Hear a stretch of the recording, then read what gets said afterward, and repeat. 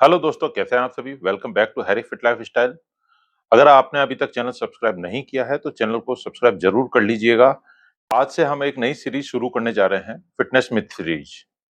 और पहला मिथ है, जिम छोड़ते ही मोटापा बढ़ जाता है। ये बात आपने भी कभी ना कभी जरूर सुनी होगी कि जिम छोड़ते ही मोटापा बढ़ने लग जाता है। तो क्या ये वाकई में सच है कि जिम छोड़ते ही बॉडी फैट बढ़ने लगता है? तो इसका छोटा आंसर है नहीं। साइंस के हिसाब से जिम छोड़ते ही फैट डायरेक्ट नहीं बढ़ता। अब समझते हैं कि एक्चुअल में होता क्या है। सबसे पहले ये समझते हैं कि बॉडी वेट किन चीजों से डिसाइड होता है। हमारे बॉडी का वेट और बॉडी फैट एक सिंपल प्रिंसिपल फॉलो करता है, calories in versus calories out. अगर आप जितनी कैलोरीज खाते हैं उससे ज्यादा बर्न करते हैं तो वेट कम होगा। अगर आप जितनी कैलोरीज बर्न करते हैं उससे ज्यादा कैलोरीज खाते हैं तो आपका वेट गेन होगा और फैट बढ़ेगा। तो बॉडी एक्स्ट्रा एनर्जी को फैट के रूप में स्टोर कर देगी। इसका जिम से कोई डायरेक्ट रिलेशन नहीं है। जिम सिर्फ कैलोरीज बर्न करने का एक पावरफुल तरीका है। जिम छोड़ने के बाद क्या होता है? मान लीजिए जिम में आप डेली 500 से 700 कैलोरीज बर्न करते हैं, पर किसी वजह से जिम छोड़ दिया, लेकिन डाइट वही रखी, तो आप कम कैलोरीज बर्न कर रहे हैं, लेकिन कैलोरीज उतना ही खा रहे हैं जितना पहले खा रहे थे। ये जो एक्स्ट्रा कैलोरीज है धीरे धीरे फैट के रूप में स्टोर होने लगती है, जबकि एक्चुअल रीजन है कि कैलोरीज सरप्लस हो जाती है। इसलिए लोगों को लगता है कि जिम छोड़ते ही मोटापा बढ़ता है, बॉडी फैट बढ़ता है। चलिए इसके पीछे एक और साइंस समझते हैं। वर्कआउट करने से मसल्स को रेगुलर स्टिमुलेशन मिलता है। अगर कई हफ्तों तक रेसिस्टेंस ट्रेनिंग बंद हो जाए तो बॉडी धीरे धीरे मसल मास कम करना शुरू कर सकती है। इस प्रोसेस को मसल एट्रोफी कहते हैं।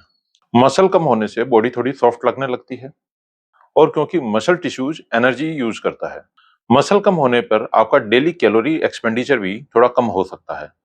लेकिन इसका ये मतलब नहीं कि मसल एकदम से ही या एक दो हफ्ते में ही गायब हो जाएंगे। ये प्रोसेस धीरे धीरे होता है।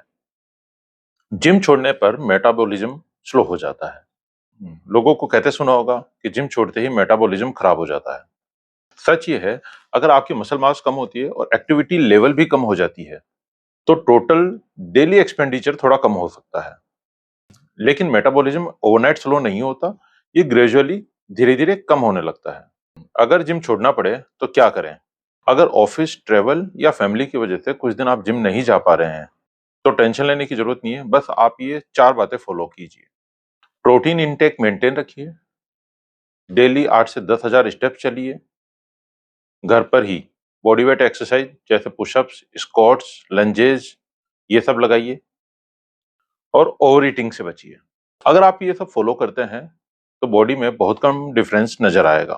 चलिए अब साइंटिफिक कंक्लूजन पे आ जाते हैं और इस मिथ का फाइनल वर्डिक्ट दे देते हैं कि जिम छोड़ने से मोटापा बढ़ता है या बॉडी फैट बढ़ता है।